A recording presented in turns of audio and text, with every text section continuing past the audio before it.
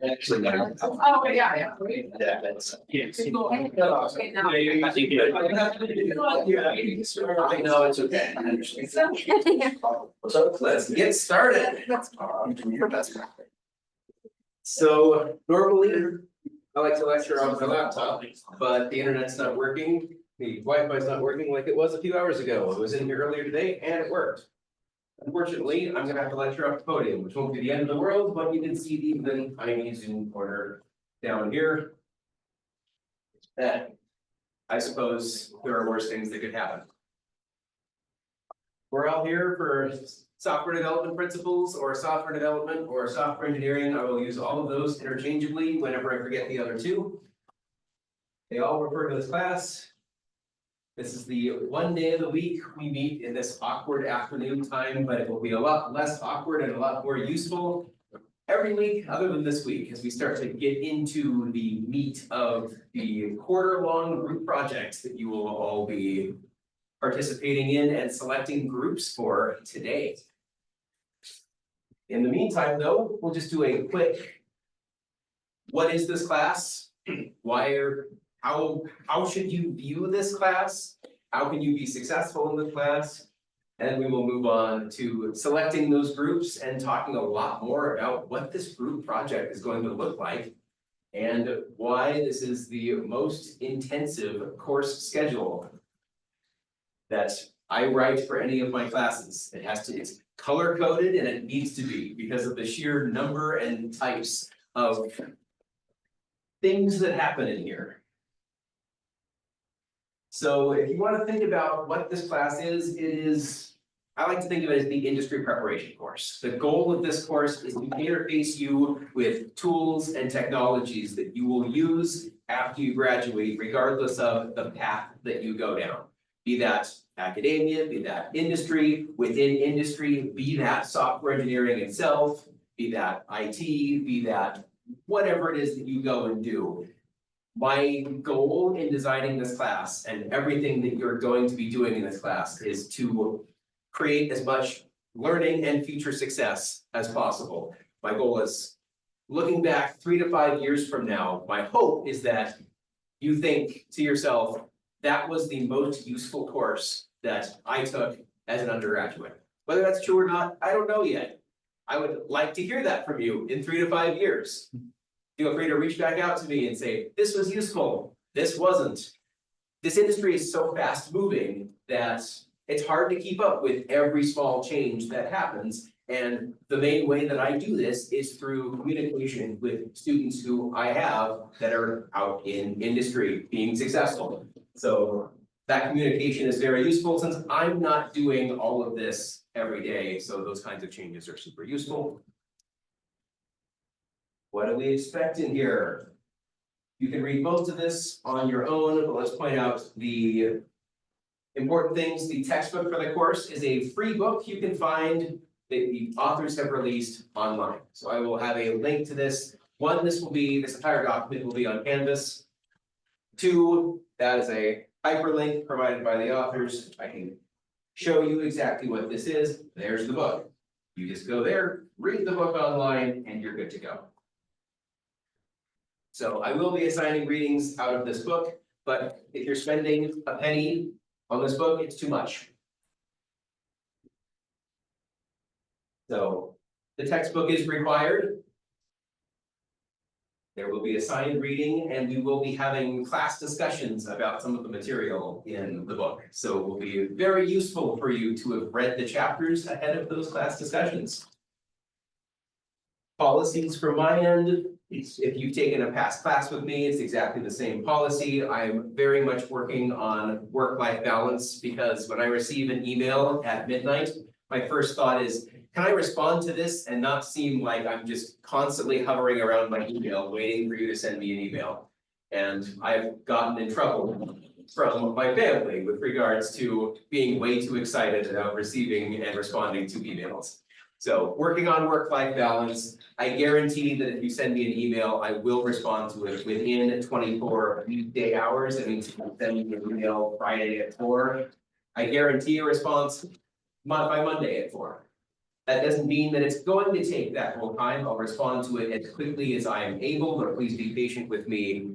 I put this on every syllabus because if 24 weekday hours have elapsed, you now know that something happened. It got lost. I looked at it, I put it on a to-do list, it somehow got off that to-do list. I looked at it, it didn't go on my to-do list. I never saw it in the first place. Something happened. Please send me a follow-up email once those 24 weekday hours have elapsed. Unless it's an absolute emergency, then you can send a follow-up sooner than that, but it's a nice way to know that you need to respond, I need to respond to you. And I care to do that, I very much care to do that, so send me that reminder. Office hours, we'll scroll back up to the office hours. I'm in my office way more than these hours. This is just when I guarantee that I am in my office, Monday and Wednesday, 10 to 11, and Tuesday, Thursday, 1 to 2. I do a lot of thinking before each quarter about when I can make office hours that are going to be most useful to the students who are enrolled in my courses. So this is my best first pass or first attempt at when I should have these office hours. I teach 9 to 10. So let's say 11, it should say 10 to 11 because of course. Yes, 10 to 11, I can see my own syllabus. 10 to 11 Monday, Wednesday, that's between my two classes and right before this class. So that means that unless you have a class right before this one, I'm hoping that that means it's a reasonable time that you could show up to office hours. And then Tuesday, Thursday, from 1 to 2, it's the same time as this lab period. So I figured that was the most likely time that people in this class would not have another class during the days of the week where you had a lab period on Wednesday. So that's the reason that 1 to 2 is there. If this doesn't work for you, I'm in my office from 10 to 11 every day. I'm in my office way more frequently than this. Feel free to stop by whenever. If my door is open, I am open to talking to you. We have a TA who couldn't make it to the class, Hunter Barton. If you took 300 last quarter from me, same TA. He's wonderful, very responsive. He advertises, hey, reach out to me on Discord. I don't care what hour of the day it is. So if you are a member of the CS Discord, you can post questions to the 350 channel. He has notifications on for that class, so he'll get pinged for that, as will I. As well as if you're on that, his name is up in the TA category, by his name, Hunter Barton. You can always just privately reach out to him and he's always happy to help. So if none of that works for you and you'd like to schedule an additional time, please feel free to email me. It's very important to me that your questions get answered, so I will find a time to meet with you. We'll make it happen.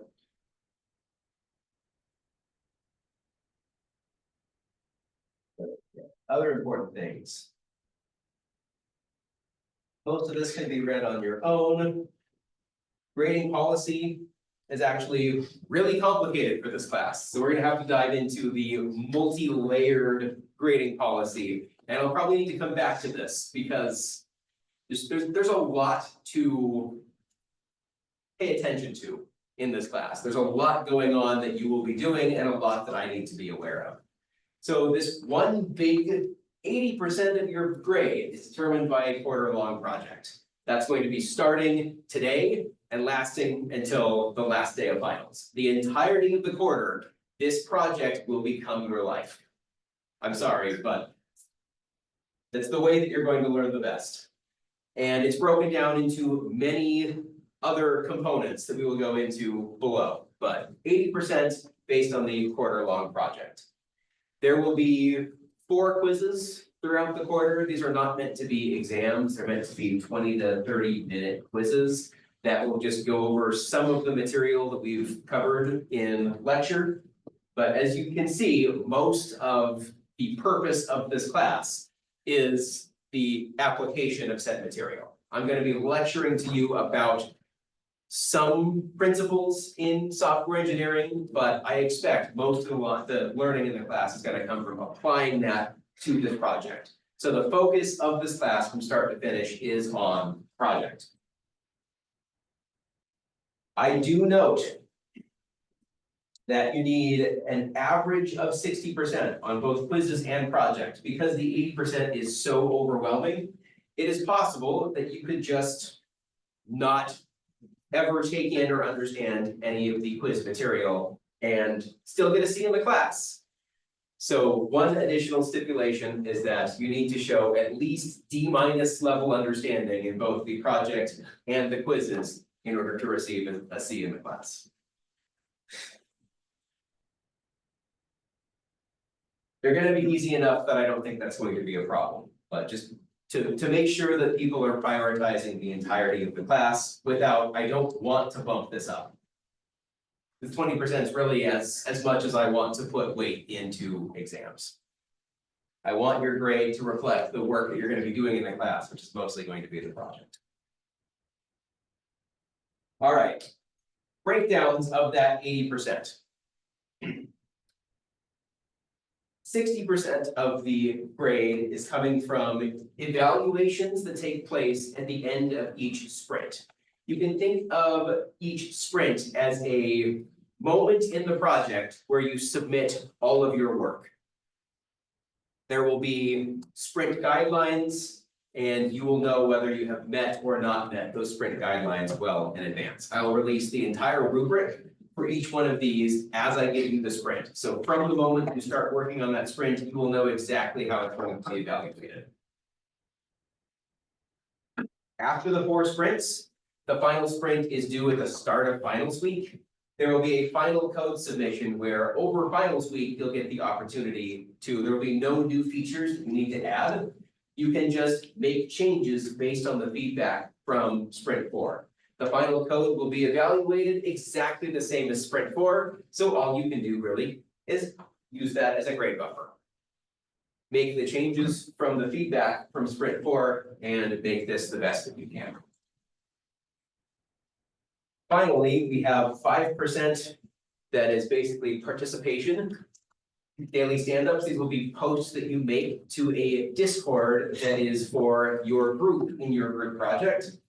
And then 5% will come from a final presentation that you make in our final slot about the project. You'll do that as a group as well. So that's kind of how all of this breaks down more, and then each of these evaluations will break down even further into about 10 to 12 more components. So very complicated. Stick with me though, if you have any questions about any of this throughout the entire quarter, I will be an open book about the whole process. My goal is to not horribly overwhelm you on day 1, and I can already see that I have failed with this. More about quizzes, closed book, closed notes, with the exception of you can bring a sheet of paper front and back with any notes that you want on it. I'm just making this standard in all of my courses. I am anticipating that this makes these quizzes particularly easy if you put in the work to put as much information as you can on that sheet. From the perspective of this class, these quizzes should almost just be grade boosts to people if you take the time to study them well. I am going to do everything that I can to have turnarounds of a week for everything in the class, be that quizzes, be that code submissions. You're really going to need to know that for your next sprint anyway. And I basically have Hunter as my indentured servant of the quarter because he has 2 directed studies with me and is grading both of my classes. I'm responsible for everything that he does, so he has no excuse of, oh, I'm so overloaded in another class. It's another class he has with me. It's more work that he should be doing for me. So we will really be working to make sure that we stick to that 1 week turnaround so that you get your feedback nice and quickly. In most of my classes, wherever I possibly can do this, I try to make due dates consistent on a week-to-week basis. So we'll talk about exactly what peer reviews are as I give you a big overview of this project. But peer reviews are always going to be due in Canvas Tuesdays at midnight. Sprints, the actual code, is going to be due Sundays at midnight. And then debugging chapters, we are going to be discussing Mondays in class, so you will need to have completed those readings by the start of Monday's class. And that will be consistent across the quarter. Wherever I can make this easier for you, I will attempt to do so. I do want to pause briefly at disability accommodations because this is something that is extremely important to me personally. If you have accommodations, I've received an email about them. If you would like to utilize those accommodations in this class, please do talk to me about them. If you do not have accommodations and think that you might benefit from them, I highly recommend reaching out to whatever they call them here, student accommodation support services. I utilized these as an undergraduate and it really helped me to become the best version of myself, basically. As soon as I had them, I didn't need them anymore because I have learned how to be a better test taker, and that put me on a path to be much more successful and is one of the many reasons that I am standing in front of you today. So highly advocate the use of accommodations. It does not do anything about you to utilize them, just to whatever extent it helps you to be the best version of yourself. I will always support it. So let me know how I can be useful with regards to accommodations. That's true for all of these accommodations as well. Let me know how I can help you. And then here's this disgusting schedule. Color coded so that you can see the different classes of deadlines and when they are due. I will do my best to stick to this exact schedule. It's always impossible to do exactly that. But I have topics here in black and due dates are color coded. So you can see at the start of next week, we are already discussing chapter 1 of our book. There are only 6 chapters in the book. It's a wonderful book. It has nothing to do with technology and everything to do with people. How do you interface with people and communicate between people when you have a common interest, getting something done together? So how do you recognize toxicity? How do you handle toxicity? It's a phenomenal book in a lot of ways. So we're going to be discussing kind of the people side of software engineering in class. You will see that we'll be starting the group project basically immediately. We're going to pick our groups today. I'm going to be going over the sprint 1 requirements probably tomorrow so that you can get started as soon as possible.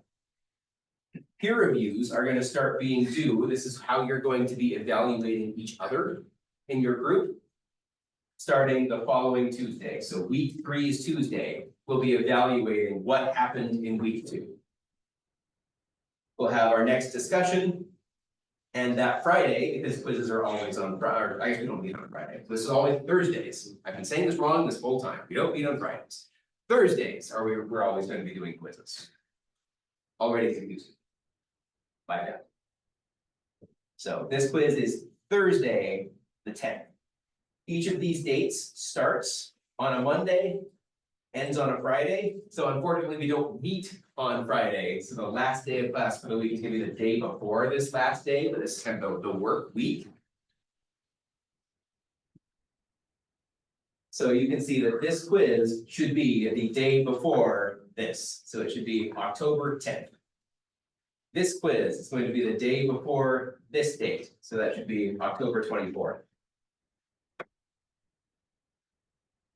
Wherever there is a showcase, this is going to take place during our lab period, and you're going to be showing off the state of the project to your client. And I'm finalizing exactly who that client is going to be, but it's likely going to be Tony Espinosa. For those of you who know. He'll never be happy. At least it's not Stu. It was Stu last time. He likes yelling at people. He does. Tony will just calmly tell you you're bad. It's great. So that showcase happens in lab. It's not something that's due, but it's something that you and the rest of your team should be ready for. Basically, you're going to be deploying your code in front of Tony, and he's going to be utilizing your application and grading it on its usability and just kind of how easy to use is this? Is it what I asked for? Is everything here? how professionally was it presented? So you'll need to, we'll have a discussion ahead of this about how to present work that you've been doing. Then the last thing that is here is the actual code that is due. This is the final time that you have to modify your code before it is submitted for grades. So this always happens on Sundays. So the day before this Monday, so it's really the end of the weekend after week 4, the day before week 5 starts. That's when your first sprint is due. And we'll have 4 sprints. They're designed to take 2 weeks each. But I dedicated a little bit longer for this sprint 1, just because you're learning how to work together. There may be some bumps to iron out with that. Figuring out the technology associated with all of this will take a little bit of time in addition to the requirements, the technical requirements of the project. So sprint 1, a little bit extra time, but after that, we're gonna really be in each one of these sprints is gonna be due, it'll seem like right after they're assigned. So you're given 2 weeks for it. It's designed to take the size of your group 2 weeks to do. So you're gonna wanna start it immediately. I know you're gonna wanna take a break from the fact that, phew, we just pushed through that last sprint's deadline. If you don't wanna make it even worse for the next sprint, you're gonna need to do that sprint right away. Think of this entire course as one running sprint from start to end, because that is how it is going to feel. I'm trying to set a reasonable expectation from day 1, so that people don't tell me at the very end, you told me this class was going to be easy. This class will not be easy, but it will be useful. Question? So if they're designed for like a certain group size, what is that group size? I'm sure you're getting into. Yeah, it'll be 5 to 6. It'll depend on exactly how many people stay enrolled in the class. My goal is ideally 6. But we, last I checked, have 25 people in here, which is 1 more than a multiple of 6, and I really don't want to make it 7. I don't want there to be one group of 7. So my goal will be to have 6 people with the hope that. I don't really hope that 1 person drops, but it would make life slightly easier. It's exactly 1 person dropped the class. I'm gonna vote for Jimmy, yeah. Don't take that as any pressure for that to be you. Please do not drop the class for any other reason. And it doesn't work with your schedule. So those are the different color codes and what they mean with regards to the schedule. Are there any questions about exactly the syllabus material? Anything from here? We'll go over the project in a lot more detail here momentarily, because I know that's probably what everyone has questions about. Yes. All right, 2 additional pieces of note that's not in the syllabus. 1, if you would like a paper copy of this syllabus, I don't print out all of them, just to save the trees. But if you would like one, I'm happy to print you out one, send me an email, and I will come to class tomorrow prepared with a stack of them for however many people would like them. I will be getting the Canvas live right after class, and this will be uploaded to Canvas in all of its color-coded glory. So you can access it there. And if you'd like a paper copy, let me know, print one out for you. The second is, you probably saw that this class is being recorded, and that will continue to be the case throughout the quarter.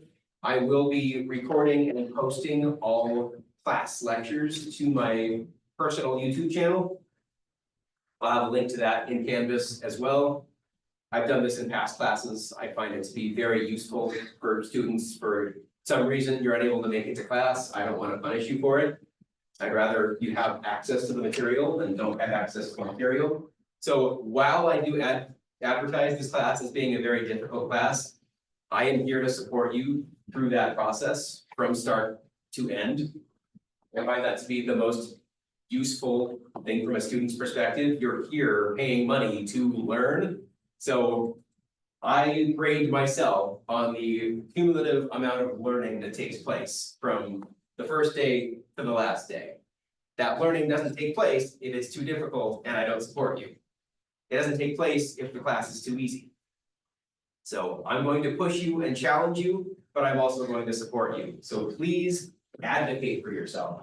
If you feel yourself starting to struggle, let me know immediately. We'll craft a plan, we'll come up with something to maximize the chances of your success in this class. I want to see all of you do extremely well and take the most out of this class that you possibly can. I say that from the bottom of my heart. That's why I'm in this field. That's what I am here for, is to get you the best, highest paying, most interesting and fulfilling jobs that you can have by the time you are done here. That's what I want. There'll be a little bit of pain along the way to that, but a little bit of pain is okay. A ton of pain is not. So keep in touch with me and we'll figure out how to optimize if it becomes too much. The other thing about recordings is that I am getting a little bit more hesitant to just freely let people join whenever they would like live. If you're unable to make it to class, please just send me an email. You don't need to justify too much. Just let me know, hey, I'm not feeling well. Don't need any more detail on that. Can I join class remotely? And I will let you join class remotely. I would much rather have that than have you show up and spread it to everyone else. So I want you to feel like you're still getting as much of the full class experience as you can if you're sick. So please don't come to class, please join the live Zoom if you're sick, or watch the recordings back after I post them. If something terrible happens, your car breaks down, you can't make it to class, there will be a class recording. So you do not need to freak out too much. I mean, obviously, if your car breaks down, you're gonna freak out, but at least hopefully not because you're missing class. Again, I'll do whatever I can to make sure that you get caught back up. Feel free to come talk to me in office hours. I can go over the entire lecture again. I don't mind. Would rather have that than having this material. But the new thing for this quarter is basically just send me an email if you'd like to join remotely, and then I will let you in. And that just prevents people from treating this as an asynchronous class or a synchronous remote class. Eastern is starting to crack down a bit on classes in modalities that are not what it's designed for.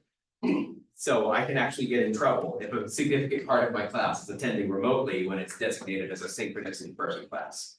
So this is meant to be something that happens from time to time on an as-needed basis, rather than the real modality of the class. I don't think any of us have terribly fond memories of Zoom learning. Maybe a few of us, not me. Questions on that course policy? Anything else before we dive into the actual fun?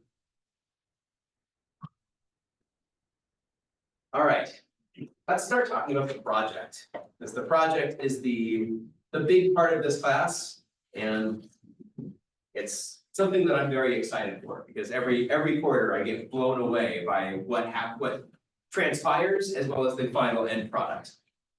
So you'll all be working on the same project. This is not a project that you are going to design. You're all going to be doing the same thing differently.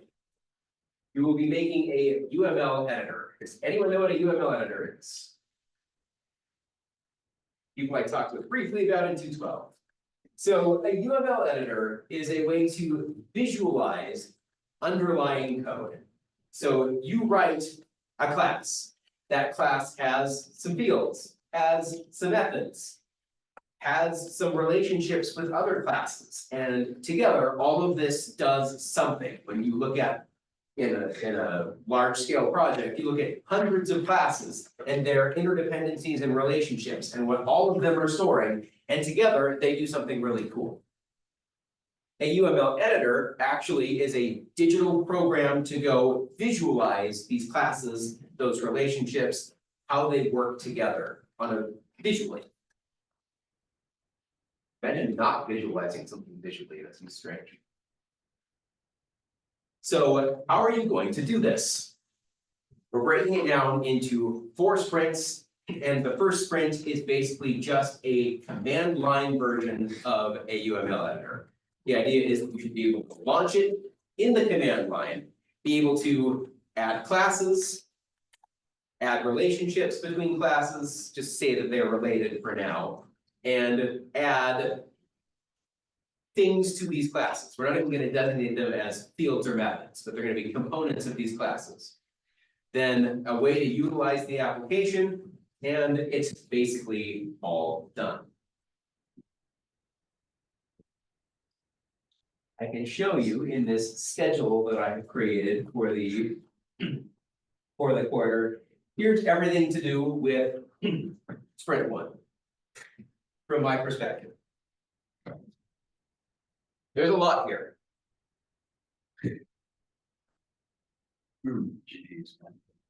So for a class must have a unique name. You must be able to add a class requiring a name, should fail if the name is invalid or duplicated. You should be able to delete a class, requires the name of the class. You should be able to rename a class. You should be able to add a relationship, and each relationship will have a source and a destination. We don't care about the types of those relationships. Is it inheritance? Is it generalization? We don't care about the types of relationships for now, but we should be able to add and remove relationships between class entities. I actually did make this change. So we are going to be distinguishing between fields and methods. We need to be able to add a field and a method, remove a field and a method, rename a field and a method, add a parameter, which is one of the incoming types to this class, and removing a parameter and changing a parameter. We need to be able to save and load in either JSON or YAML, and we'll need to be able to list all the classes, list the components of a single class, list all of the relationships between classes, have some kind of help menu, and have a way to exit the application with a supporting README. And then, of course, we'll be talking a lot about GitHub throughout the talk as we get started, because all this will need to be on GitHub. So that just gives you kind of a broad overview of what the first few weeks of this class is going to be like. As you pick your teams, I am not picking your teams for you, you are going to be picking your teams. You should be thinking about, who do I work well with? What kinds of people do I work well with? If you work with your best friends, this is the best way to no longer have best friends or need to find a new best friend. So really think about, over the next, I think it's 12 weeks technically, because this somehow counts as a week. And then we have Turkey week that barely counts as a week too. So over the next 12 weeks, you're going to be working in depth with these people.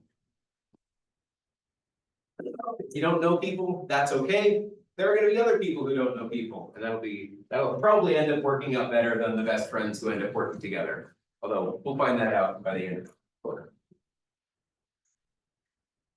You'll also need to pick a language. There's nothing that says that this needs to be done in any particular language. So as you try to find your group, find some commonalities between the language that you want to implement this in. This is not the time and place for you to learn a new language. This is going to be difficult enough in a language you are familiar with.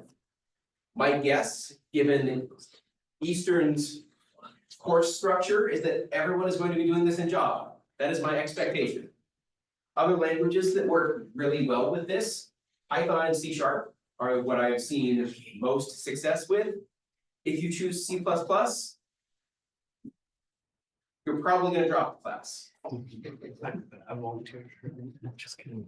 Don't choose C++. It's actually a terrible language, because there's not a lot of built-in support for a lot of what we're going to be doing, which means that rather than using some library support for some pretty basic functionality, you're going to have to implement absolutely everything from scratch. And I just really don't recommend it, especially when it comes to C++'s graphical libraries.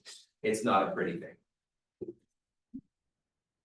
But Java, good. Python, good. C#, good. Some other language you want to work with, talk to me. But remember that you need to find about 5 other people who also agree with you. I can give you the story from the last time I taught this course. I had 3 people who really wanted to work in Python, 3 people who really wanted to work in C#. They got together and decided to use Java.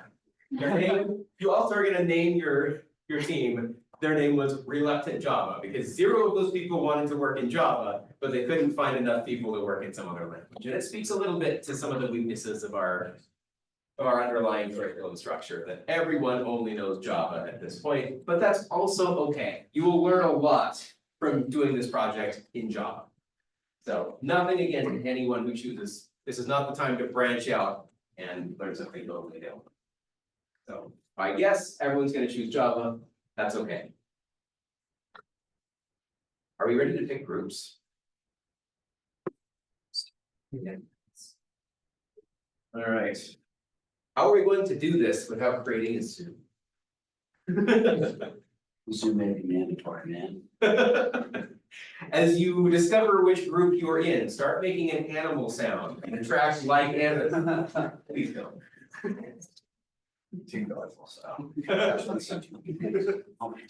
All right, so let's try to get teams, since there should be about 4 of them.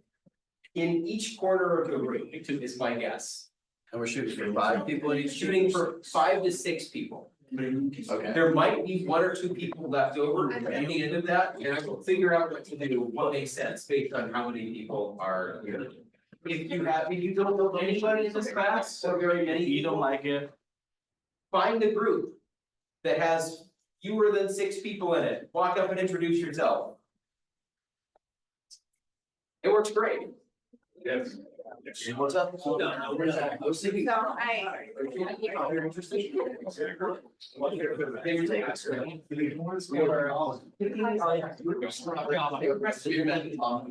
The main thing, right?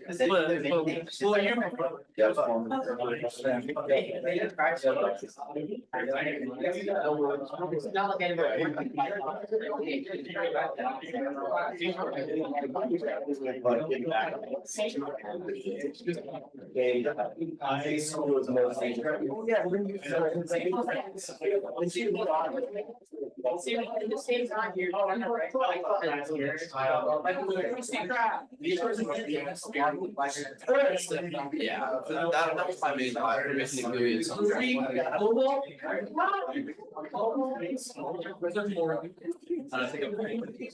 See?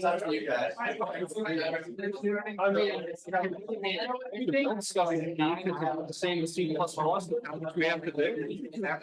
Alright, so, because we need the struct to create struct. Let me do something as a project, I think it's very related. If you don't like it, you guys,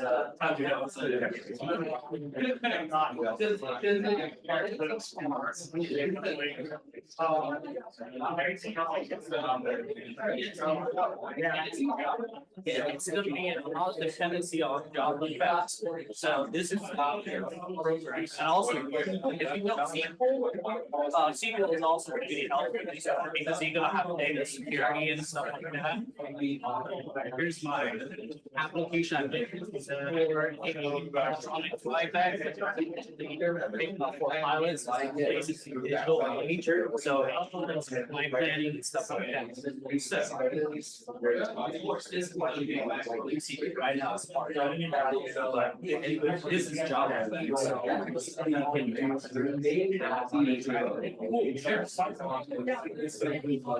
So these are sorry.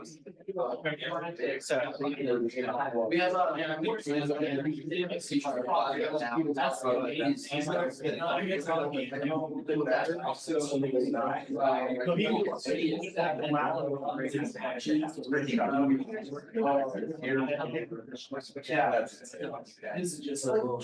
we have this is just the best thing we can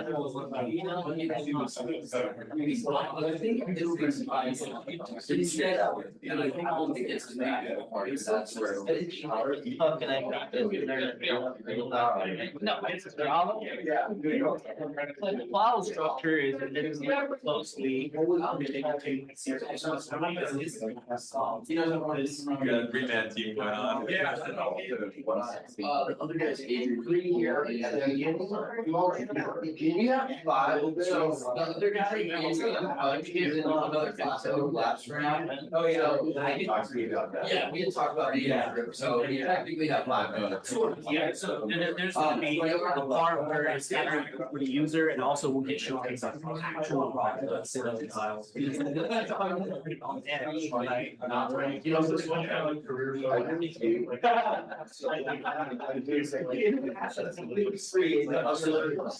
Of course, you.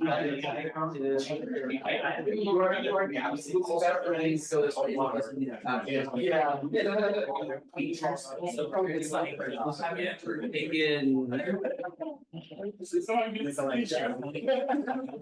I can see what I can do. So it's like 3:30. Right, so you will.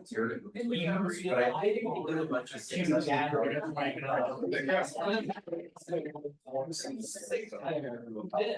have, we can also work with outside source data.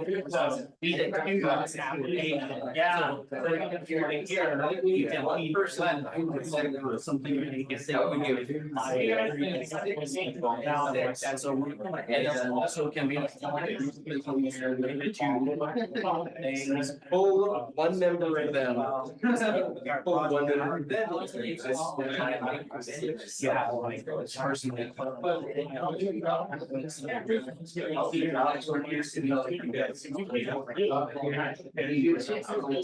But just thinking about it, it's all labeled like 3 weeks ago. So we're gonna use. Instead of. It's not really.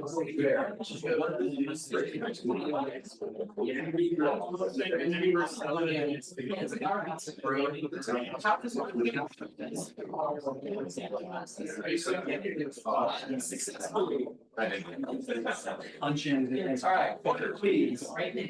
Oh, it's right on top. Even what I've talked about. So, Yeah, even if it's. attention, please. Thank you. We have groups of, if we're not counting one here, we have 6, 6, 6, 5, and what is soon to become 5. So what I need is one volunteer from either this group or this group or this group to say that you hate your group and you like that group more. Depends on the final score. This is really gonna be, it's a challenge. But any volunteers is someone who would really like to work It's in challenging. this group. Have you, there any pros and cons to their group? Yeah. You got sell yours. You're gonna do. Okay. Not simply. I'm not familiar with the see with them. So I think everybody's gonna do Java. Right, everyone's doing Java, Yeah, I think I'll take. that's my assumption. Anyone not doing Java? Do. We're doing Python over there, interesting, I like it. Oh, that's scary. Never mind, we're switching. That makes sense to be a group of 5. It really makes sense to be a group of 5. I don't know if anyone would really want to join Sure. Python. Yeah. Wow, so thinking about that. I thought we had a long day. No volunteers, I can choose randomly if I need to, which I really don't wanna do. And it's hard. I mean, Riley's not here, I did basically threaten. Yeah. Yeah.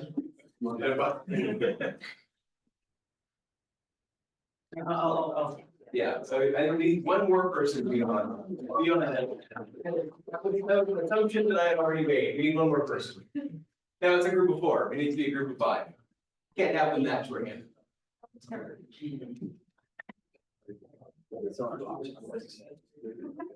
Volunteer? Yeah, sure. All right.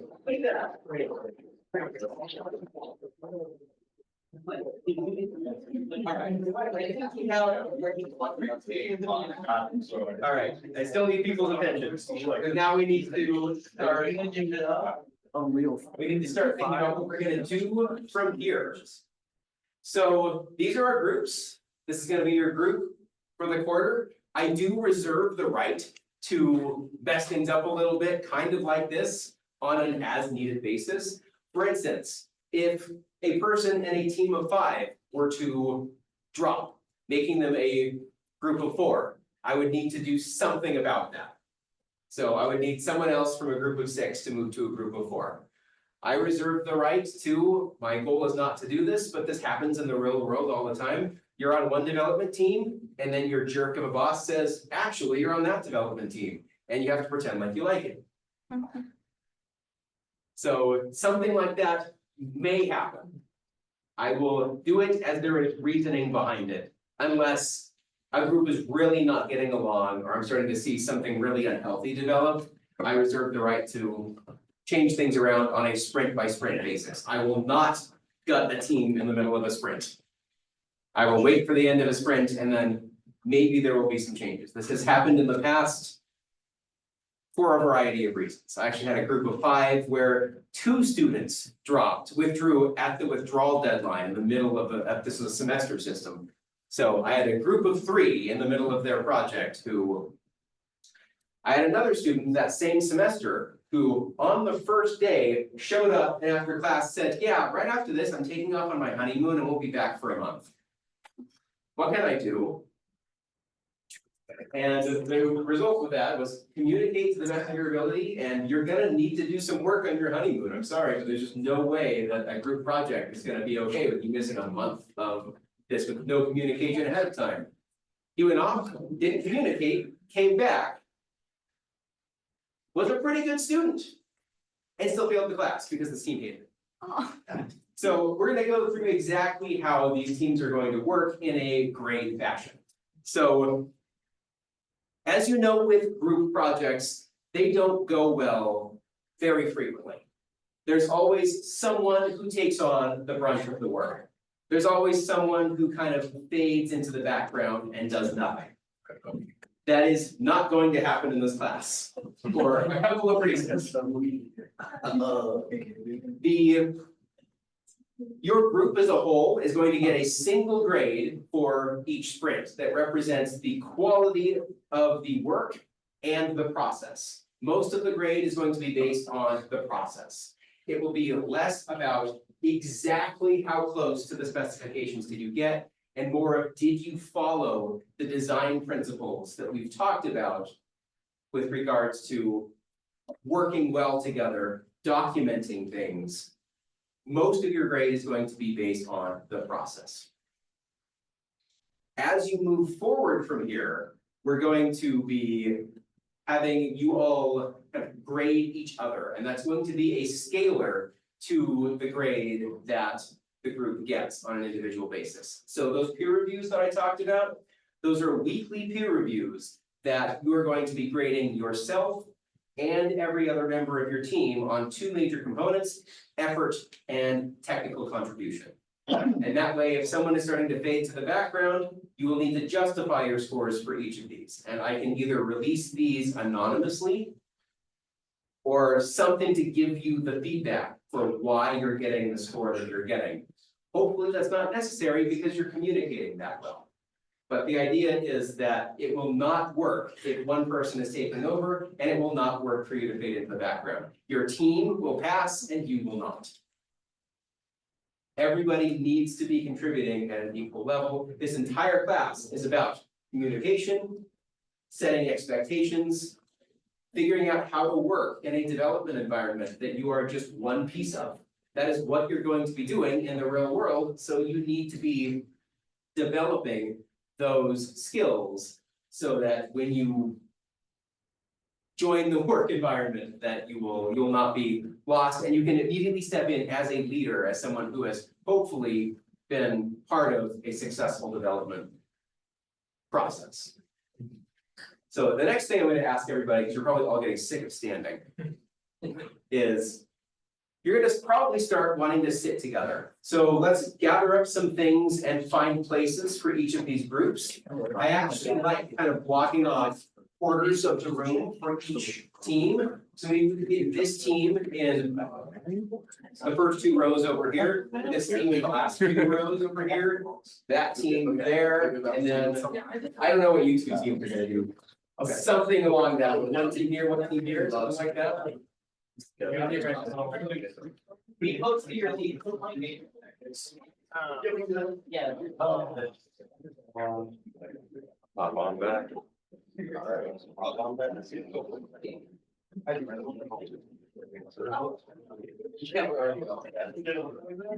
was really the only reason.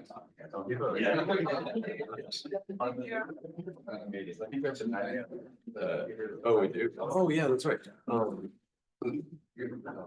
I have 2 hours and then it's Whole rally. What do you have?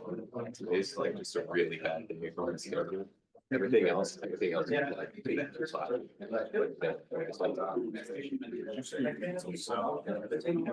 got this and then. It was supposed to be on time for Tuesday. Another 2 hours. Yes, and then I'm here for my last. For 3 more. It's like the.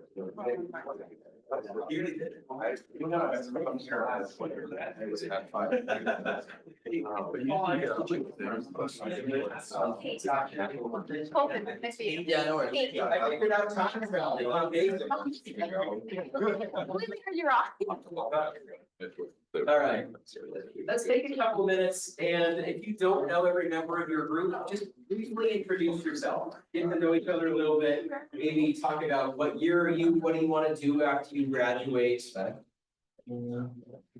Why are you taking the class? What do you hope to get out of the class? Just a slight bonding experience, because you're gonna be working with these people, and it was good to know them a little bit.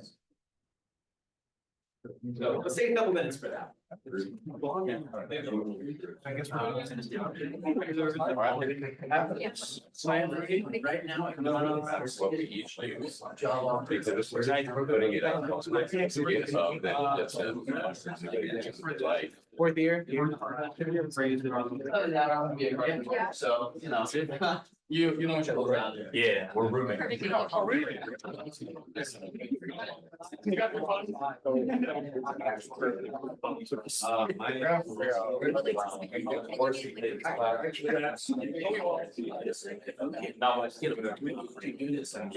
My dad's retired, so they're gonna keep their push, so. I get my thumbs up. No, I'm also. You know, oh, yeah. Fourth year. It's not my fourth year, it is. I'm on. I mean, I'd be down for it, it's just getting it approved. Yeah. Yes. Oh, this. You're right. Oh, As long as it sounds close enough. I believe. I'm here. I want to do something related to software. So I got I didn't like it. So yeah, I have to take class.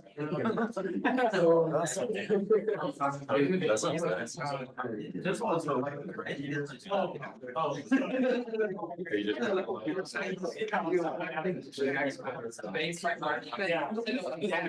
Stay back to school. Happy birthday. Yeah. Sorry. I work. Whole hard. And I really have to like be. Because you're professor.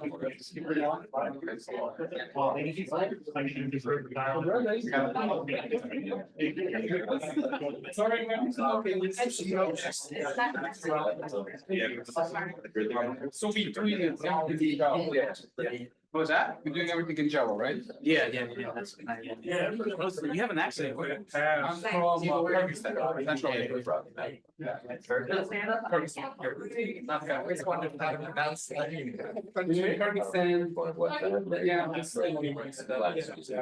Pretty much.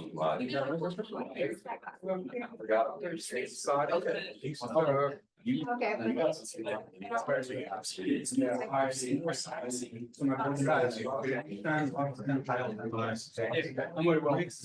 I'm aware of culture, people.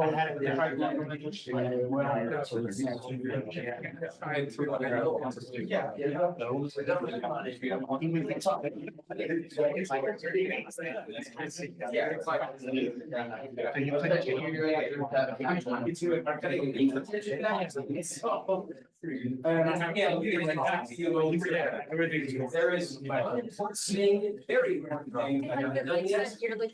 That is brainstorm team names. So as you start bonding person to person, you need to figure out what I am going to call you collectively. This can be funny, this can be realistic. Let's keep it appropriate, PG-13, please. But other than that, kind of total freedom. This will be the name of your Discord, so. Guys, our first letter of our names is an anagram for craft. We'll come back and do this. My first thought, it's not like built on prayer or something. I typed them all out. No, it's like, I remember seeing like, okay, this is the other thing. I think you're gonna test people and have a thought, we're gonna do this place, different buildings. Like a previous. Someone gave me. One of my teams, name was. Like intentional. Adrian,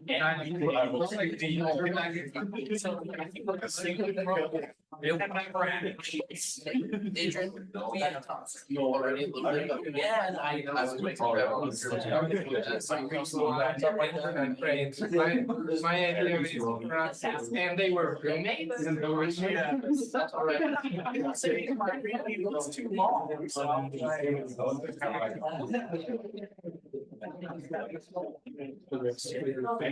When you can be a family. Prefer to be referred to, do you prefer to talk to this? Jody, he's also.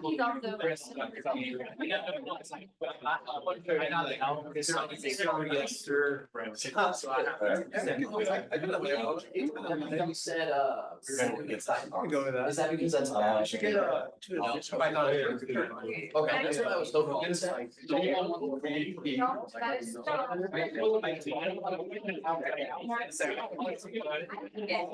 I have a few names, the last team that I know that I the first one that I'm like, oh, I mean, trying to figure out. Yeah. Yeah. I have questions. Yeah, I have notes. For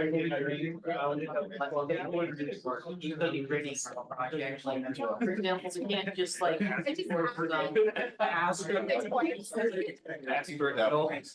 Well, it's just asterisk PTR. Yes. That's a really good question.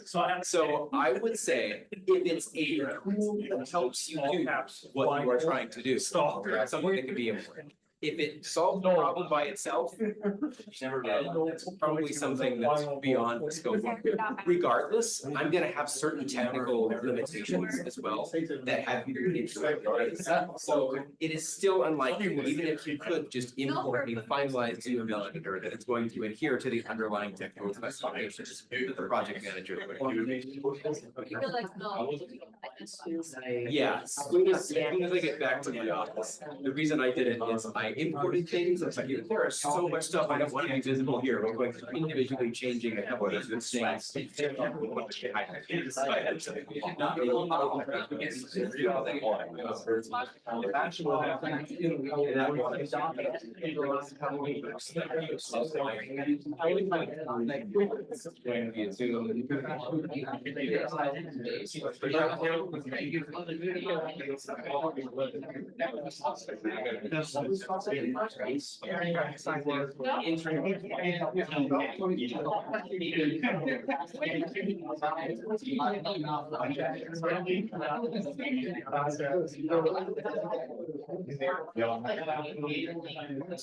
It's gonna be. General program, let's me add one class, 100 classes, and it should scale to be something that's pleasant to look at, regardless regardless of the underlying complexity. So you're gonna really start thinking about from the user's perspective, that design. Like, that's almost Before it's I think that's because. we can make it work first, talking online, it's Throughout the presentation. That's better. There should be no visualization. There should all be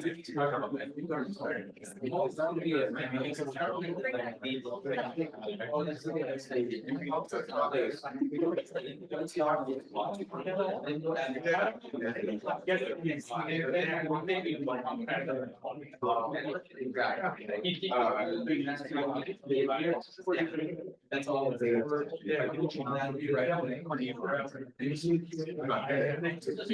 Probably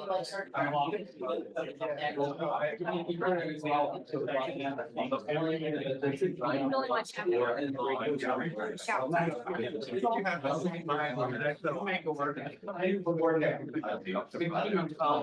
Learn about process. I know I've kind of started people out, so already brainstorming, so how are we gonna make this I happen? wrote on the whiteboard, maybe I'll be a bit more structured. All right, do we all have names figured out? So it's swag. Awesome. Raise your hand if your team is still coming up with something and doesn't have a name selected. I knew that by fire. All right, do you all know each other? You can exchange some contact information as well. By probably the start of next week, my goal is to have Discords created for all of you. So as part of this, you're going to be, I'll have a very intro assignment worth 0 points, where you just submit your Discord username, GitHub username, kind of some important material that we can use to create the associated accounts for you. something will happen. And then we'll be adding you all to that. So as soon as I get to Canvas Live, I'm sure I will have a way for you to mention which group you're in and those associated accounts. So if we already have a GitHub and a Discord, we just invite you to them, or what do you want to do? Yeah, just like you'll have a Discord username, and that's what we'll post there, and then I will be inviting you, that Discord user, to the server that we create for your group. Oh, okay. And then for GitHub, you'll have an existing GitHub account, but we will want to associate with the project that we're going to create for you. So we'll create the project and then invite each one of you based on your GitHub email and address. It's okay. Yeah. It's good to know. It's all logistical. I'm pretty sure it's overwhelming if you're thinking about it from this side of it. I have it all figured out and I'm doing a terrible job of communicating those with you. It will be clear with time. Before anything is good. So we're gonna spend the rest of today, the remaining 50 minutes, I guess, kind of giving you a brief overview of kind of what the class is, what the class isn't, what the project is, what the project isn't, and some very basic kind of diving into what can go wrong if we don't do this process correctly. There are a lot of failure points and it can be pretty bad. I talked about the sum in 212 last quarter, but we'll go into it in a lot more detail here in this one. So no actual textbook. I talked about debugging teams as kind of more of a conversation about how to handle people in the workplace. Some additional interesting books that you can choose to read if you would like to. These will all be posted on Canvas. Don't feel free like you need to ever take extensive notes. There will be class recordings of this, and if you'd like to watch this back and targeted sections that you don't remember or you feel like were important, feel like you missed something, you can always access that. The slides will be uploaded. So take notes to whatever extent they are useful to you. I will try to minimize the extent to which they are a necessity.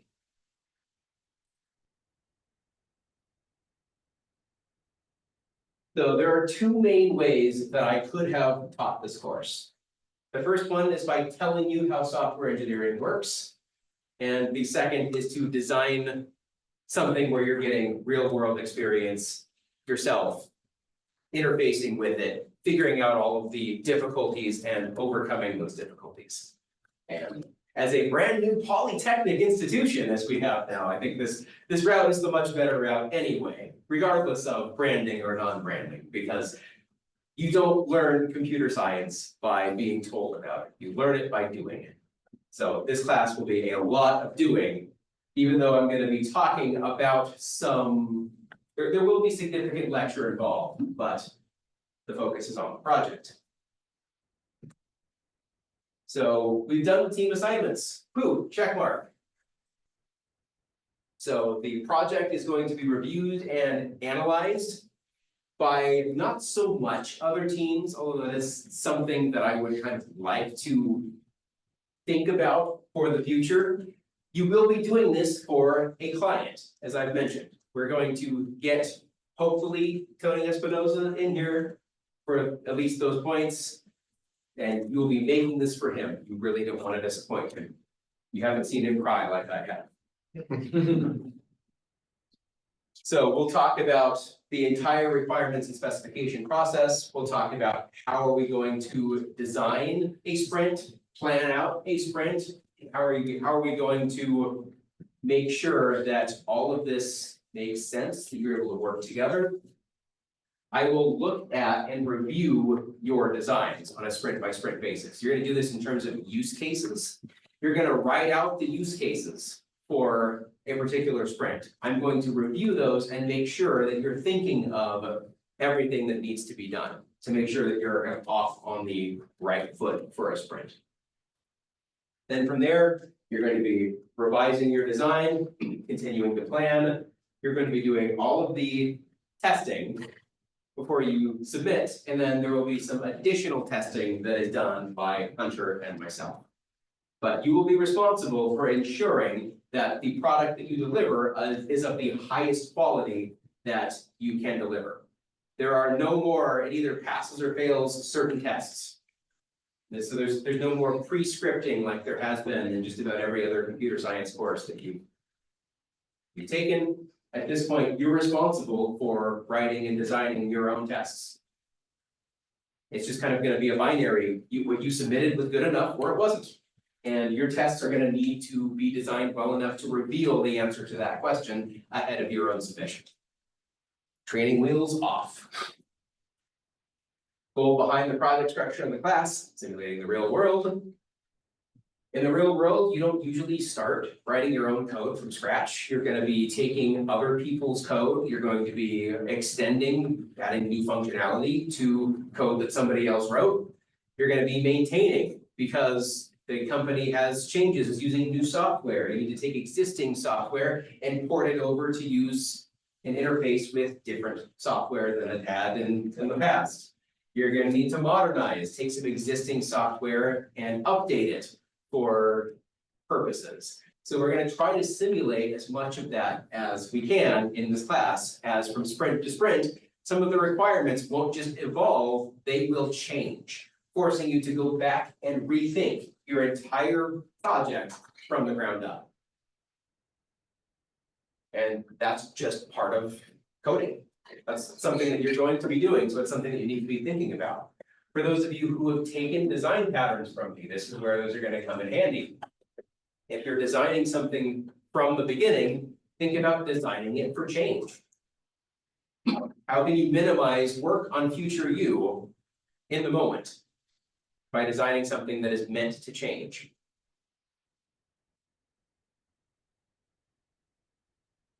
I'm gonna try not to randomly assign people to different teams. But again, I use that term randomly because we don't necessarily know what the world is going to throw at us between now and the end of the quarter. So something may need to change.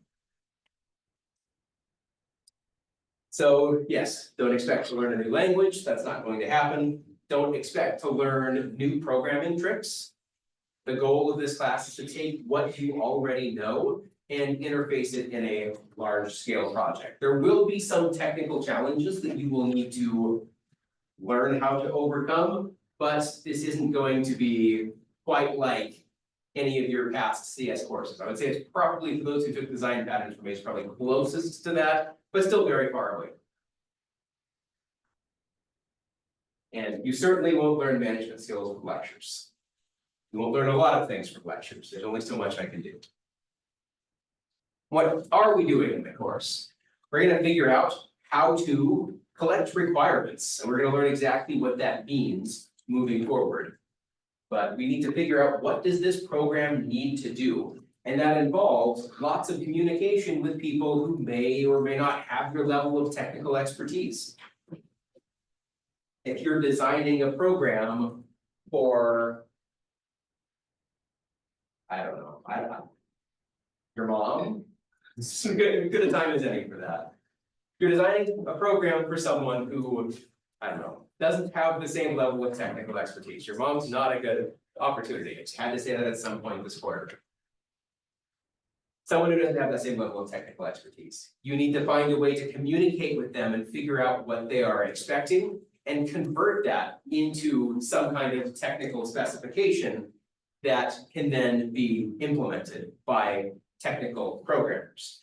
So we'll go from the requirements to the technical specifications to a design of how are we going to actually produce this product. We'll talk in a lot of detail about reliability. How do you ensure reliability to the best of your knowledge? So significant part, we're going to talk about version control, especially using Git. We're going to talk about testing and the different kinds of testing. We're going to finally be moving past unit testing in the course. Unit testing is a very important part of testing, but it is not the entirety of testing. We'll talk about debugging techniques and just the ability to analyze your code as you are writing it, as well as how do you work with someone else to accomplish that goal. So we'll be doing lots of pair programming outside of class. Because every course needs this on the first day, and it's horribly boring for some reason if we don't have a definition of the entire course topic. That is why this is here. Software engineering is the application of a systematic, disciplined, quantifiable approach to the development, operation, and maintenance of software. That is the application of engineering to software. With that boring thing out of the way, what do we think of when I say software engineering? What am I referring to beyond just this exact definition? What is that field? Creation. Creation. I like it. Implementation of solutions, just in general. Implementation of things in general, sure. I like to think of it as a process. It's really kind of defining and following a particular process that is meant to be interfaced with by a lot of different people with a lot of different backgrounds and specializations. So figuring out how can we all work together to create something that is what was asked for. We're going to get to some pretty funny slides here momentarily as we talk about how this can all go wrong. But so note that this definition above is more descriptive than prescriptive. It doesn't really say, it's not telling you how to design. It's not telling you anything in particular. It's more of a loosey-goosey definition that will be just as relevant 1,000 years from now as it is today. And that's kind of by design, because our field moves so quickly that we can't refer to any specific technology or even a specific process in the definition of software engineering because it's always evolving.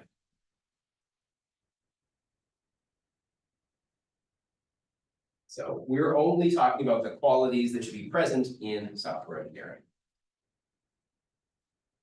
We can start talking about some myths, some common things that you might have heard about software engineering, especially from the management perspective. So now we play the role of the overbearing helicopter manager who comes and says, we have books with rules. Isn't that everything my people need? And a reasonable response to this would be like, there are so many different books that prescribe so many different ideologies and thought processes. Do we really want to try to shove every possible process into a single set of rules that follow that process? We need a little bit more dynamic process to this so that we can adapt to changing requirements, to change how software engineer changes. Next thing a manager might say, if we fall behind, we add more programmers. And this is how it can be done in industry. If there's a problem, you just throw more of the resource at it, right? If you're writing a program and you need it to accomplish more things, just throw more CPU cycles at it. Just let it take longer. We don't need efficiency, we just need more resources. And especially in software engineering, if you add a programmer to a project, there's a significant onboarding process. They need to understand the underlying code. They need to understand the development processes. What communications are standard within this? You can't just throw a bunch of people at a problem since we are people. We aren't CPU cycles. We can't just take a little bit longer and solve a more complicated problem. There's the human element to it, and we really need to be considering that when we discuss software engineering. It can frequently distract the people who are already on the project trying to onboard the new person, and the project will just take longer in general.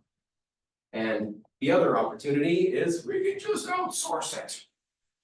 And of course, if we can't create the product internally, what makes us think that we're going to be able to manage it when we don't have the day-to-day of the people who are actually working for us? So if we can't control it internally, we will struggle to control it externally.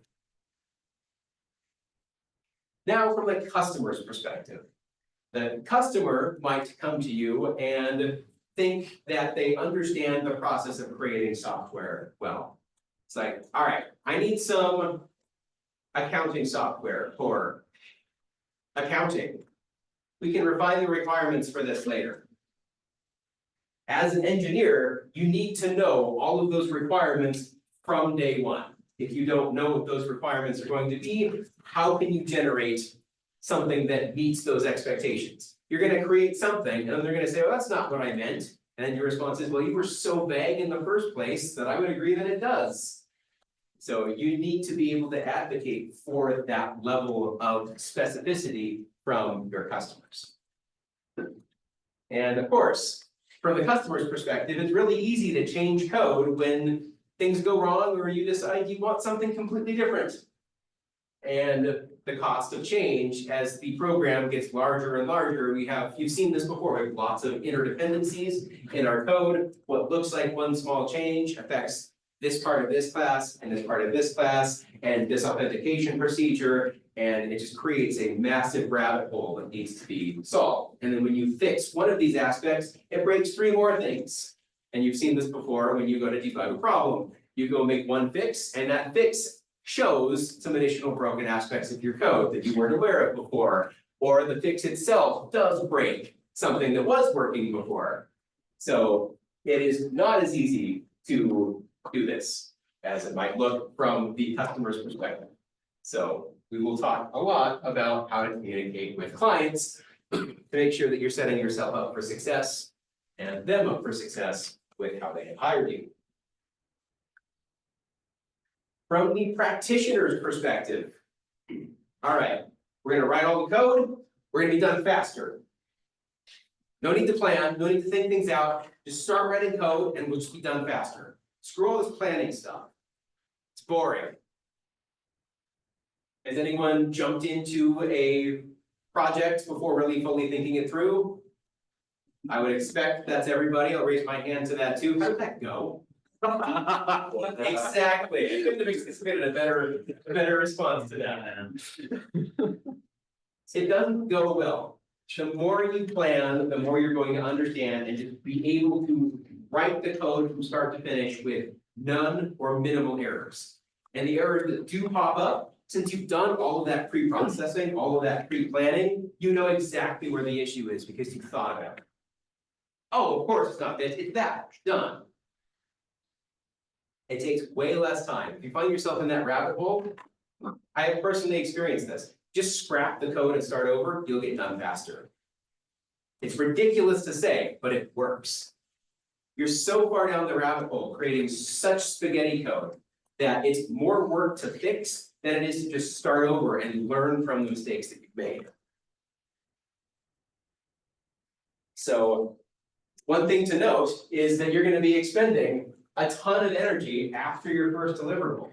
So if you plan well, then all of the work that you do when you come back from that first delivery, you're coming back to a plan and not having to adapt to the new requirements as the new requirements are thrown at you. It's something that you've considered and designed for from the beginning. Another one, until I finish it, I can't assess its quality. I don't know if it works or if it doesn't, but when I'm done, I'll compile it and find out. Has anyone tried that approach? Yes, How did that work out for you? terribly. So testing along the way, even writing tests and then writing code after you've written the tests.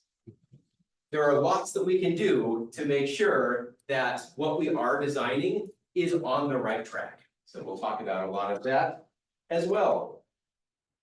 We'll talk about exactly how to review, because it doesn't just have to be you. You can bring other people from your team in on this process and you'll all be on the same page. You will all produce a much better end result than if you're all working independently, all trying to accomplish all of your code and not compiling it until the day before it's due. And of course, there's no time to engineer the solution. And of course, if you don't engineer the solution, is it going to be right? Probably not. You're probably going to have to completely scratch it and start over from the beginning. So is there time for that? If there's not time for that, then we know better than that. We've all experienced better. So goals for software engineering, big picture. We need to build some kind of system. We need to be able to answer that question. How do we know the system works? So that's a goal. Figure out how do we know the system works? We want to be able to say, yes, the system works. I'm 80% certain the system works. I have no idea if the system works. You tell me if the system works. There are lots of levels to this. But we want to be able to answer the question, how do we show that a system works? We want to be able to undergo that development process as efficiently as possible. From a logistical perspective in the real world, we want to minimize the amount of time that it takes to develop the final product. We want to minimize the cost associated with the production of that software. There are lots of other efficiencies that we can choose to measure in terms of these systems, but it might be something that we want to collect data about. And then finally, how do we ensure the reliability of our software? What processes do we need to go through to ensure that our code is reliable? So in more detail, how do we know the system works? So buggy software is a massive problem. Obviously. Software defects are all over the place. All over the place. Even something that you use and are pretty sure works. Like, this is running on PowerPoint. We think PowerPoint's bug-free? It is not. I experience bugs every day. But that said, we can minimize those bugs. We can ensure that we are going through a process that is an intelligent process, that doesn't just produce something for the sake of producing something because it's due tomorrow, but because we actually strive for quality software. So lots of examples in history of terrible bugs. So here's a rocket, exploded. Why did it explode? Tried to cast a double as an int.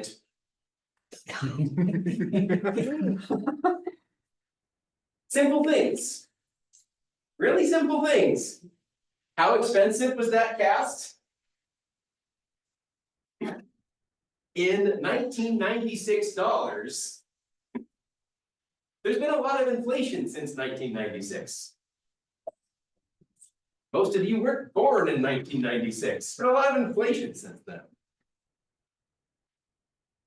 So we've all seen, the more modern example of this is the 747 MAX issues that have been arising.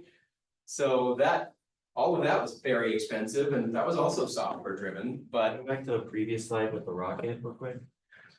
yeah.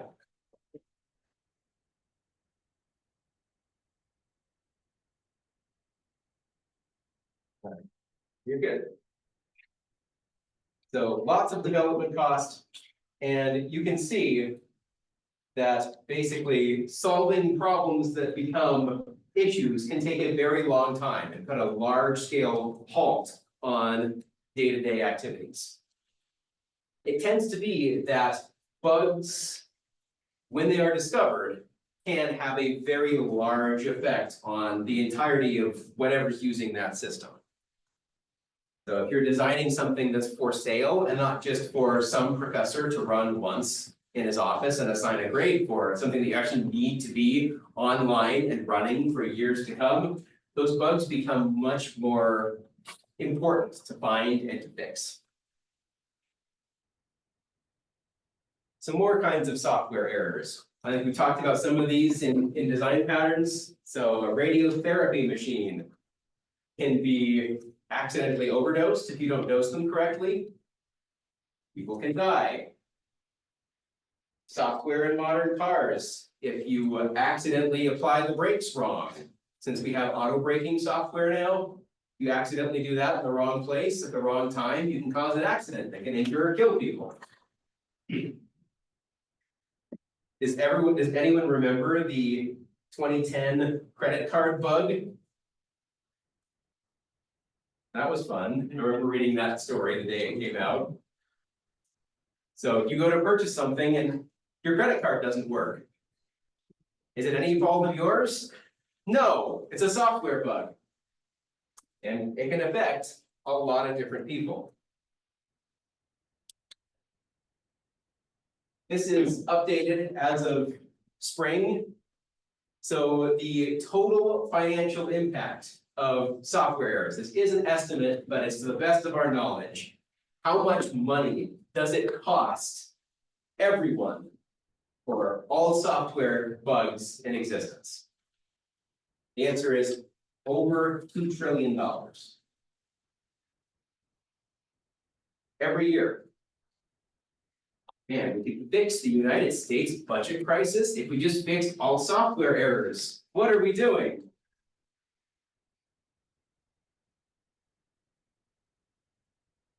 So obviously, if we increase software reliability, then we don't take quite as big of a financial hit from this. Technology is safer to use. We can have a bit more confidence in the technology that we use. And since you are going to be designing the technology of the future, it's just something that we need to keep in mind. How do we reliably design software for mass market? Quickly, we can talk about how do we know something is a bug? What ideas do we have? How do you debug and discover bugs of your own? If it's not returning the expected result. Sure, you have some kind of expected result. So you either have to be running your code for some reason and looking at and analyzing the result that it's giving you. Or maybe a test fails if you've written an adequate test for it and the test is not passing. Other ideas? Yeah. The code doesn't run or it takes too long to run. Yeah, so your program never finishes. We can talk more about that in compilers. Is that an anticipated thing? Is there any way to prove that your program is never going to halt? It's a fun problem. Other ideas? There probably one of them just being like, it takes a while to load or something like that, or does that go into what he's saying? That's fairly similar, but I can see how it's distinct, like it's just not loading quickly enough, sure. Maybe if like you use way too many resources, like memory. Yeah, it could be an unanticipated, and it doesn't prevent it from running or even finishing, but there may be an unintended side effect to its use. Sure, call that a bug, absolutely. But it's kind of awareness, right? You need to be testing and aware of what your code is supposed to be doing so that you can have moments of, this doesn't make sense. You need to know what makes sense in order to identify what doesn't make sense. Or have thought about, planned, and written a test suite ahead of time. So the idea in software engineering is you're not gonna be doing all of this manually. You need some kind of specification. The specification is going to tell you what your program that you're going to write needs to do. This is not code, it is separate documentation from code. Once you write the code, kind of like a test, you either adhere to the specification or you don't, but there's no automatic test for a specification. A specification is usually written in English and tells us what we need to make. So we can't answer whether the code works or doesn't work unless we can apply that to a specification that tells us what our program needs to be able to do. So the specification becomes our common sense. Does it do what it's supposed to? Well, what it's supposed to can either be an intuitive thought or it can be documented in a specification. And moving forward, it will be documented in a specification. Of course, writing specifications sounds horrible. Who likes writing here? Any people who actually actively enjoy writing essays? I actually don't mind it. I'm gonna raise my hand. Depends upon what I'm writing. Yeah, yeah, very few people, and we find this a lot in technology-oriented fields. You're here and not an English major for a reason. And for most of you, that's probably that you actually want to make money. I'm burning my own butt, saying it'll be hard, don't worry about it. So we want to be able to figure out, we actually need to be able to write those specifications and read those specifications and work with those specifications. This is actually a very heavy writing and communication degree. It's not advertised as such, but people who are successful at software engineering are excellent readers, excellent writers, and excellent critical thinkers. You kind of need to be a jack of all trades. You need to be good at many things to be good at this field. And it's underappreciated just how much that reading and writing are real skills that can be the difference between well-designed software and poorly designed software. So you're in a software team. We need to be able to figure out what to do. We need to be able to divide up the work. We need to be able to each make different components and then find a way to get them to talk together in ways that accomplish what the specification tells us. Because what I'm going to throw at you in a sprint is way too much for one person to do. So you're going to each go off and do some component of this, and you're going to come back together and expect that it all works together. There's additional work that you will need to do to make sure that your components are all actually working together. There's only so much testing that you can do on your individual component as you are making it. So we need to be able to implement some components that are incompatible at the start, but become compatible as you work together. As you can see, if you just discuss, divide, implement, and then come back together, it doesn't work without additional communication. It doesn't just work. I did my part. Why doesn't it all work? And if everybody thinks they all just did their part, why doesn't it work? That's something that we will be discussing a lot in this class. It's something that you will probably be experiencing at some point. Why doesn't this work the way that it's supposed to? All right, we get to the humor now. This is probably the world's oldest computer science comic, but it is so funny. In fact, I saw this yesterday on r/Programmer Paper, and I thought, I'm literally going to be showing this in class tomorrow. This is awkward. I wonder how many of my other students are seeing this and will remember this when I go over it. So if this looks familiar from a post on Reddit, let me know. All right, so we're going to go through a typical business experience, and we're going to see how everything goes wrong. So the customer walks up to the business and says, I want this, but they don't give them a picture, they're just going to describe it. I'm describing that I want that, what I want.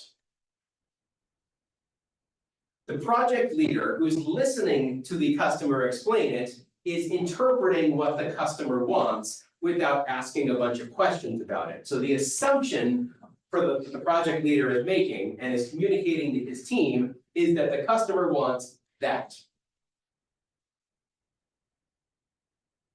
Now, the analyst hears what the project leader says, and says, that just doesn't make sense. It's just gonna whack against the trunk over and over and over, and that just doesn't make sense. So the analyst is going to say, you know what, we need to take out the middle chunk of the tree, and we need to attach these things to the side so that this swing can swing back and forth, right? That makes natural sense. So that's how the analyst designs the solution. The programmers, of course, don't do so hot with exactly what the analyst designs, and so they kind of do their best. They get close. Great. The business consultant, on the other hand, who is busy talking to the customer during this entire process, says, you know, this is gonna be the best thing that you have ever seen. You're gonna be so happy that you chose us. This investment is gonna be very much worth your time and effort and energy. It is the coolest thing you have ever seen. This is how the project was documented. There's absolutely nothing, there's no breadcrumbs or trails for anyone to figure out what happened or why it happened or what it's supposed to be or what actually transpired as we built whatever it is that we built.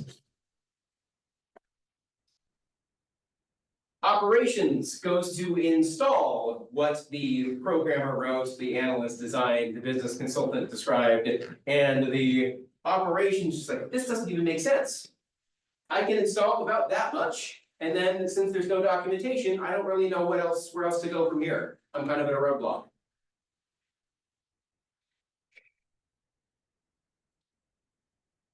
The customer is billed because of all of this work and rework as if they had ordered something significantly more complicated. So it gets more and more expensive, and you can see how the company's ratings are now going to start taking a hit because it's very expensive and not delivering what the customer wants. What do we think the customer wants? Notice how the first thing is just what the customer explained. Is it like a treehouse?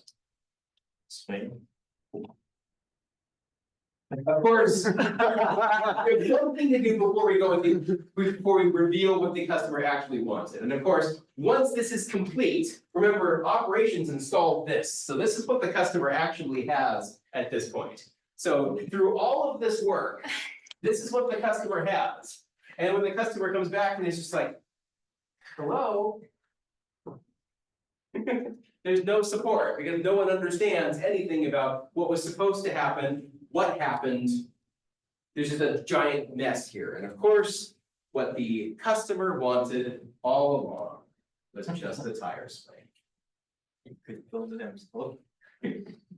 So you can see that there are tons of points of failure in the process of software engineering. From this perspective, the customer, what the customer wants and what the customer explains are different things. You don't have any control over that, unfortunately, but you can always ask questions. You should be verifying at every step, if you're involved in these negotiations, what is it that you want? How do you plan to use it? If they're using non-technical language, try to get them to reword things a couple of different ways. Make sure that you're walking out of that with an understanding with that customer of, I understand what you want. So that's the first point of failure. If you're a project leader, this needs to be documented in some way, right? We need to, once the customer explains it, we need to have some kind of documentation that the customer okays that says, here is what we are going to do. Here's the steps. Here's what represents success. If we don't have exactly what is on this documentation, we don't have a successful project. Once we have that, then we can go about designing it and implementing it. but we have something to tie it back to. And we have something that from there ties back to the customer. And that way, we're all on the same page as we go through this, because these are all different people.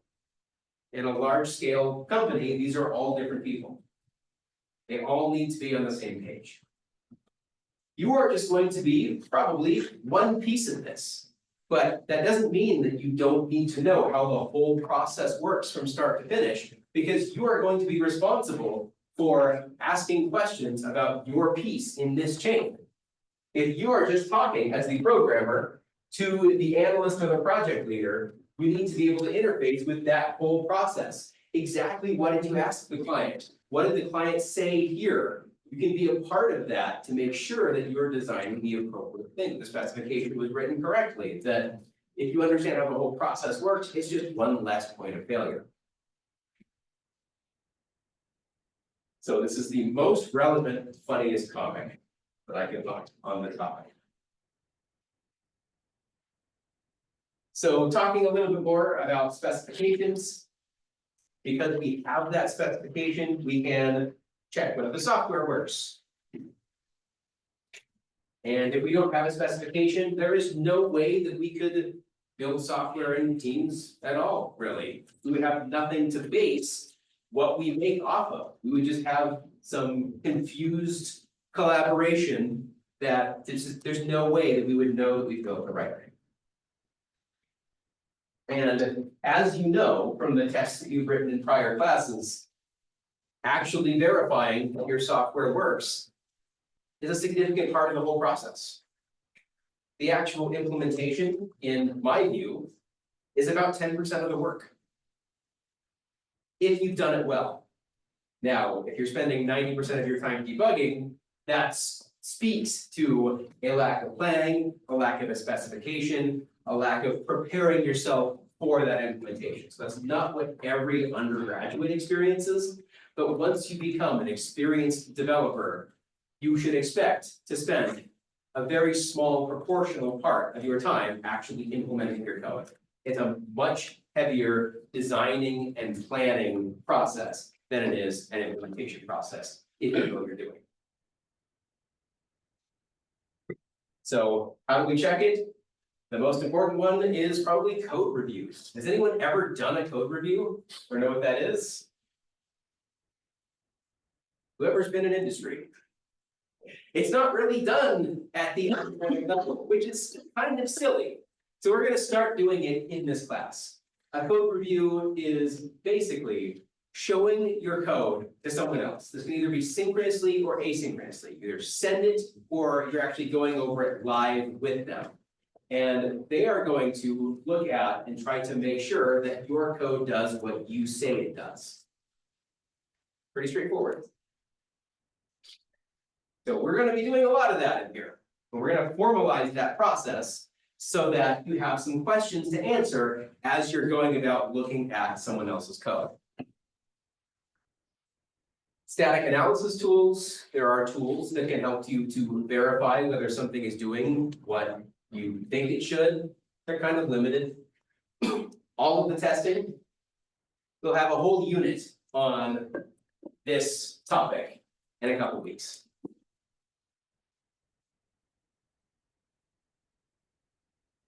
Coding efficiently is important. Time is money. Money is also money.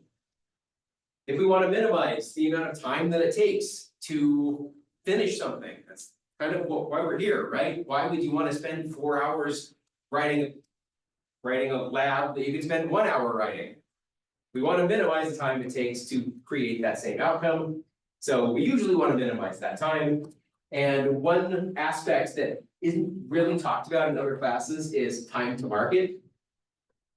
If you have some technology that is brand new, it's state of the art, you need to create a prototype before you can patent an intellectual idea, but you can't really gain that intellectual property until you have a working prototype. So there's usually a race to market where the first person to get there is going to get the lion's share of the market share. the first person to use some new tool, the first company to offer a particular tool is gonna be who attracts most of the people. If someone comes out with a competing social media site in today's day and age, is it gonna gain any traction? Probably not. It's a pretty bloated market, and everyone already has, if you're older, a Facebook account. If you're younger, an Instagram account. If you're even younger, something I don't even know about yet. But new, large-scale social media doesn't come about terribly frequently.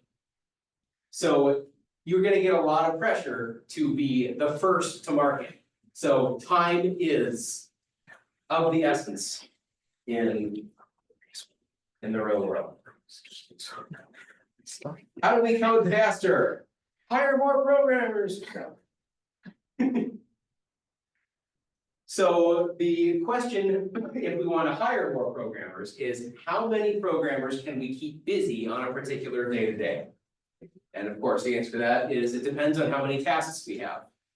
We don't really want to throw 8 programmers on one piece of code. That's a recipe for disaster. Right? Have you ever tried that before? I recommend it for fun. Get a group of your closest friends together and all have access to the same screen and all be controlling the same mouse as you're all remotely on different screens. And try to implement the same algorithm, but only one of you can actually control it. But if anyone else tries to control it, it takes over the person who's actively controlling it. And see how long it'll take longer than it would take for you to just do it yourself. So just throwing more people at the problem, it's really fun. I actually tried this once. It was hilarious. It did not remotely work. So people can work on different modules at the same time. So you can come up with, you work on this part of the project, I'll work on this part of the project. And this other person will work on this other part of the project, and you can all make progress on different parts of the project. Pitfalls, of course. Same as in parallel computing, or if you study parallel computing, you get bottlenecks. If one person finishes well ahead of other people, then they have nothing to do unless there is some other parallel task that they can start. So you end up with a whole scheduling problem of how do we minimize the number of programmers that we know we need when we have a whole schedule of tasks that need to be done. So as you add more people, there is more communication. I always like to break something down mathematically. What is the rate of growth? As you add more people, what is the rate of growth of the amount of communication that needs to happen between those people? We have person number 1. When we add person number 2, there's 1 line of communication. When we add a third person, how many lines of communication are there? 3. When we add a 4th person, how many lines of communication are there?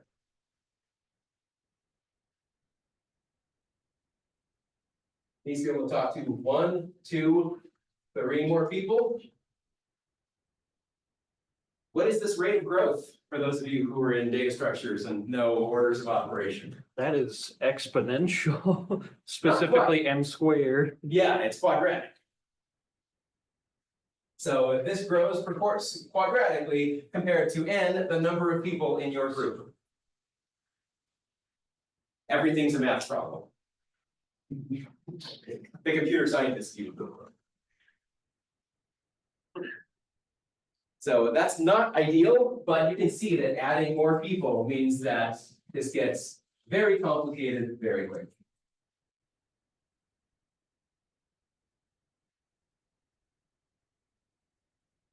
We know that we need to be independent, but you need to also work together as you create the final system.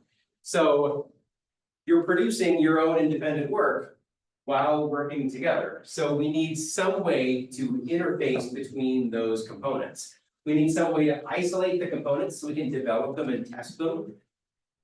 And then we need some way to ensure that we can test the final product as we're all finished and all come together with each of our own pieces. So we'll talk about how to do that in a lot more detail. Note that as you do this, this is also just another kind of specification. So we have this concept of kind of boundaries between components, the interfaces within a large scale project.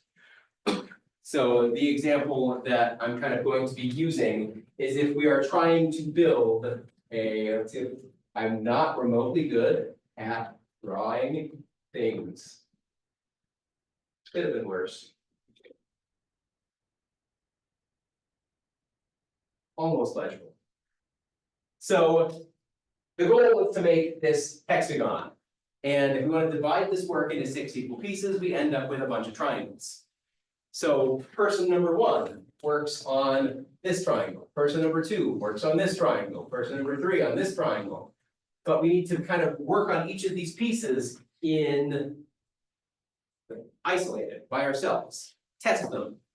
When we come together, we need to be able to communicate across these different components in ways that are going to utilize these different pieces of work. And that's the challenge.